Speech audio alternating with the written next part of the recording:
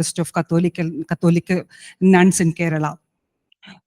Since Anu is joining online from abroad university, Harvard University, I would like to invite Anu to present her reflections here. I welcome Anu. Thank you, Dr. Regaraj. So I'll start the presentation right away. So thank you all for attending. Thank you for this wonderful opportunity also. I will first give a brief introduction of my research and then go on to the topic of the presentation today. So my research is on Catholic nuns of South India, and my attempt through this research is to capture the experience of a Catholic nun's calling, everyday life, and labor within their congregational cultures. So before going into the question of labor, I'll quickly and briefly introduce my research, the sources that I'm using, and the methodological strategy, just to give you an idea on how this question of labor is placed. So like any other scholar looking into the lives of religious women, I also started with the basic question of why a woman decides to become a nun in a world full of exposure and opportunities. And more importantly, why does she continue in religious life? Or to frame this question more sociologically, as Sabah Mahmood asks in the context of Muslim women of piety movement from Cairo, Egypt, why does a woman, a religious subject, submit herself to the authority of a patriarchal religious institution and consider the submission inevitable to achieve her potentiality? So my research is mainly based on two major indigenous Syrian Catholic congregations of Kerala, the Congregation of the Mother of Carmel and the Congregation B. So the name of the second congregation is kept anonymous following the request of the Mother Superior of this congregation. The Congregation of Mother Carmel is one of the orders that bifurcated from the first indigenous congregation established in India in the year 1866, the Third Order of Carmelites Discalced. Both these congregations are affiliated to the Syro-Malabar Church of Kerala, a Roman Catholic church that follows the West Syrian liturgical tradition. So my research combines archival and ethnographic methods, and I explore the archives of Kunamava Convent, the first indigenous convent that was established under the Third Order of Carmelites Discalced. So I will be reading out excerpts from selected documents of this archive in some time. And the archival materials of Kunamava Convent contains significant documents such as the chronicles of Kunamava Convent, various letters of correspondence, the records of daily expenditure, account books, the details of new entrants, and the like. The Chronicles of Kunamava Convent is a fascinating document. It is something like a diary of the first convent. Keep in mind that the Chronicles is not the narrators of any individual nun, but it is something like the diary of the entire convent. So in my research, I combined the details from these archival documents with the ethnographic descriptions from the fieldwork conducted among the contemporary nuns. So coming to the question of labor, I define the labor of nuns as something that is deeply intertwined with the subjectivity of a nun. And I understand the subjectivity of a nun as a product of her calling and her everyday subject formation within her congregational cultures and discipline. So in the field interviews, it became clear that the religious journey of a nun begins not when she joins a congregation, but when she first hears from God. So calling is considered by the nuns as one of the most important experiences of their life. It is the moment in which they first took the decision to live a religious life. In the field, when I usually start the conversation with a nun, I often start by asking the story of their calling, the story of how they decided to join a religious congregation. Most of the nuns whom I spoke with had a very memorable story regarding how they reached their decision to join a convent. Experiences of excruciating pain, invincible persuasion by God, extreme pleasure, hearing voices, seeing signs, unexplainable coincidences, what were described as miracles, and even healing becomes crucial in finding an answer or arriving at a decision to join the religious life or embracing the religious life. So I understand calling as an event, in French philosopher Alain Badiou's terms, as it brings a radical rupture to the life of a young woman so deciding to become a nun. And it is important to point out that the story of calling always took the form of a narrative, which means that it usually is a very structured story with a beginning, middle part, and an ending. In the first part of my research, I analyzed the narratives of a nun's calling, and it can be observed that the institutional formation and training plays a crucial role in the structuring of these narratives, and thus the process is interconnected with the nun's very subjectivity. So, this is an act of witnessing, narrating the call, or describing the call to somebody else or within her institution, to her colleagues or to her fellow nuns, is an act of witnessing her belief. And this happens during a formation and within her institution. And the nature of this event, which is narrated, and which has a structured form of a narrative, because of this, I understand calling as a narrated event. So once the nun hears from God, she joins a congregation where, through the processes of every day, she transforms herself into a religious subject. In the field work, this religious self-constitution is explained to me as an act of freedom where a nun, through her participation in the everyday discipline of her institution, renews herself to get closer and closer to God. Subject formation can be simply defined as the processes through which a nun constitutes herself as a religious subject within her institution. It is only possible through a nun's repetitive and laborious everyday participation in her congregation's disciplinary regulations, routines, and missions. Living according to the vows and following the work and prayer routines and discipline of monastic life, all this forms the technologies of self within the religious life in a larger Foucauldian sense. So, what becomes extremely important here then is that we need to make room for a divine entity. We need to make room for God in a very sociological discussion to capture this religious subject formation entirely. Because for nuns, God is intimate and real. So, in my research, God who is intimate to the nuns is also an analytical category and one node in the tripartite relationship between the monastic, the social, and the divine. So, in short, what I understand as the subjectivity of a nun is a result of both the singular experience of a nun's initial moment of calling and her repetitive, laborious, everyday self transformation within her religious institution. So, the subjectivity is a product of two processes, the initial calling and her everyday participation within the institution. So, it is both singular and institutional.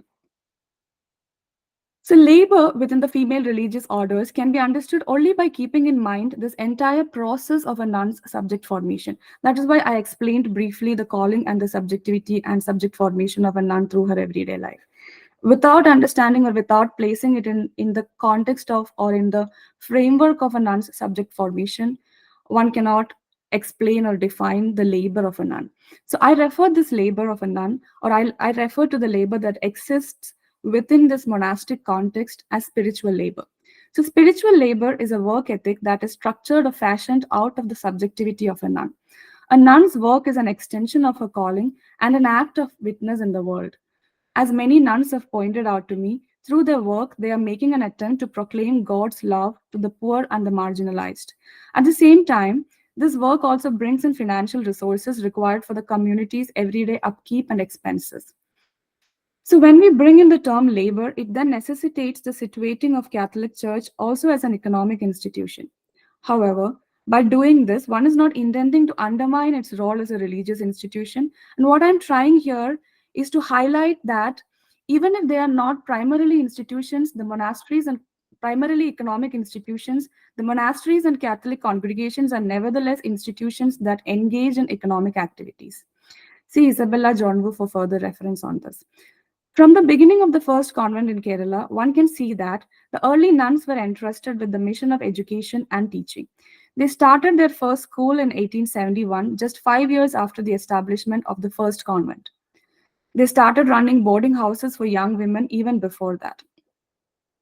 The hagiographic literature can be seen as presenting the institutions owned by these religious orders as socially useful and productive of ideal citizens, thereby stressing on the contribution of these institutions to the state and to the region.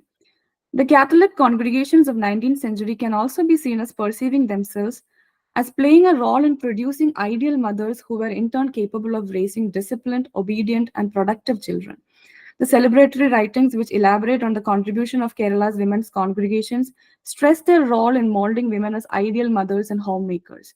The educational institutions run by nuns can be seen as gaining acceptance and popularity against the backdrop of a reforming Malayali society, where the convent schools were assessed as institutions where the formation of students could be assured. The nuns soon started engaging in different kinds of jobs, and the nature of their labor and profession has evolved over time. They have started doing new jobs such as social work, practicing as lawyers, and so on. However, the most common jobs done by the nuns still remain teaching and various medical professions. The relationship between the nuns and the profession of nursing is also well established in the literature. See Madeline Healy's or Geeta Aravamudan's writings for further reference on this. So I will now explain how this labor was conceived within the monastic space and how nuns were expected to perform this labor. So let's jump into the archives for this. The founding priests of the first congregation, Saint Kuriakos Elias Chavara and the Italian missionary Father Leopold Beccaro, were very clear on how the nuns' labor, the Malayalam word used for labor is vela, was to be performed. It was not imagined per se as a necessity to sustain an institutional order or run an institution at that time. Rather, this labor or the vela was imagined as spiritual labor for God. I'll read a letter from the archives now. This is a letter written to the nuns by the co-founder of the congregation, Father Leopold Beccaro. This letter, which is in the form of an advice, reads like this. Dear daughters, I had this thought yesterday that you have all started showing some amount of lethargy and disinterest in doing the labor here. This may be okay for the time being. However, I would like to remind you that this will lead to great disasters in future. The order of our congregation gives importance to the renewal of our souls through solitude, meditation, and practice of silence, then teaching as well as doing some other relevant work. I was pondering over the possible reasons for your lethargy and disinterest in doing Vela. As you said, I figured out that firstly, you do not have that unconditional love towards Jesus Christ in your hearts. Secondly, you do not love others for God, but by considering their characteristic peculiarities and behavior. You are talking about and meditating on Jesus. Nevertheless, you lack unconditional love towards him. If you possess that unconditional love, nothing is difficult. Dear children, unlike slaves, and the Malayalam word used is adiyar, so unlike slaves, we should do things with love. Haven't you seen how slaves display their tiredness and detachment while coming to receive their daily wages in the evening? At the same time, the landlord's son, who supervised the entire day's work, comes back without a sign of exhaustion on his face. He displays the happiness and satisfaction of accomplished labor. After coming back home from a whole day's work in the field, he will still be enthusiastic enough to inquire what is to be done next. Like this, if everyone considers this as our work without selfishness, everything will fall in place. For the sake of your vow of obedience, you should try to accomplish all the labor expected from you with utmost fervor and enthusiasm. Sanctitude cannot be achieved merely through reading holy books, reciting routine prayers with piety, and doing things according to your will. If you're finishing your work with obedience and serving others, you can achieve sainthood without even reciting the holy books. So the letter ends here. Clearly, this letter brings out the demand for the complete involvement, belonging, and dedication of a nun in her work. It is not just expected, but as can be seen in the letter here, it is perceived as an extension of her religious vows and her belief. One can also see that the categories used against each other is that of the slave as against that of the son.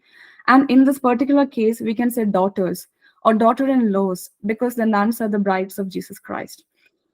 It is basically asking the nuns to work like the one who belongs to the family or the empire of God and not like a slave who work with detachment only for the wage, because she's not doing it for anything else but her heavenly Father. So the Malayalam word, as I already mentioned, used here is adiyar, and I chose to translate it as slave in this presentation in my research in general.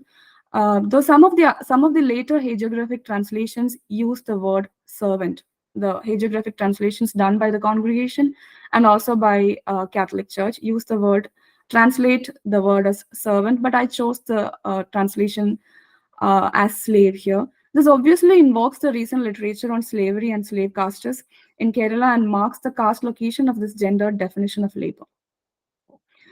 Even in the contemporary context, what is most important is that the nun is expected to show complete dedication and attachment to her work, and this is considered important to achieve her very subjectivity as a nun.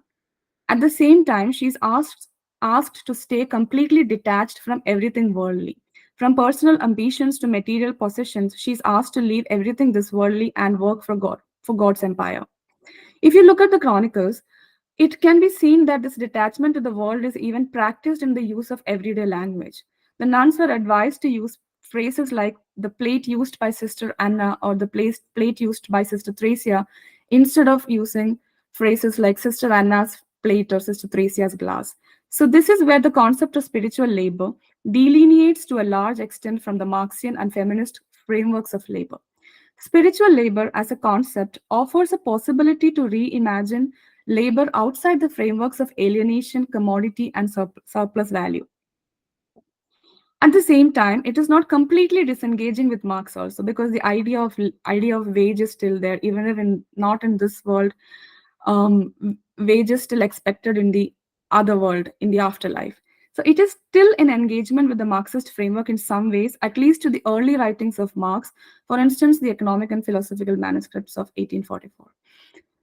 The work of a nun is unique in the sense that the very conceptualization of the nun's work focuses on the elimination of estrangement from that work.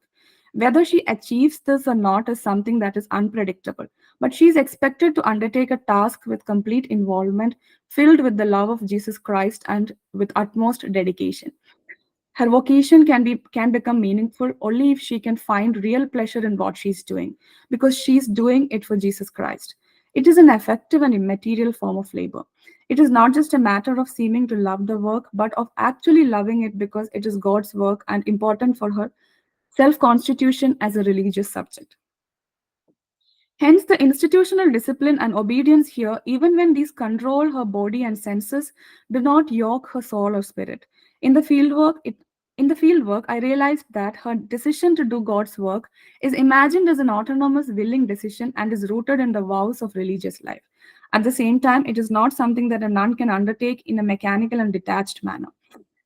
Her complete dedication and soulful involvement in what she does is expected. It is labor motivated by complex meanings of spirituality. The demands of this labor are not just time and presence, but one's entire self and spirit.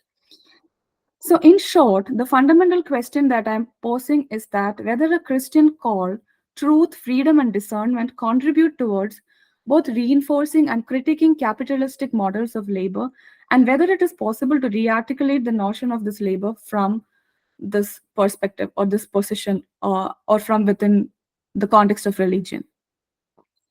So, the formation and conceptualization of spiritual labor should also be understood as something that evolved within the cultural space of South India, along with the reformative Catholic notions of labor, as something that is structured within the larger cultural sphere of Kerala and present in the region for more than a century.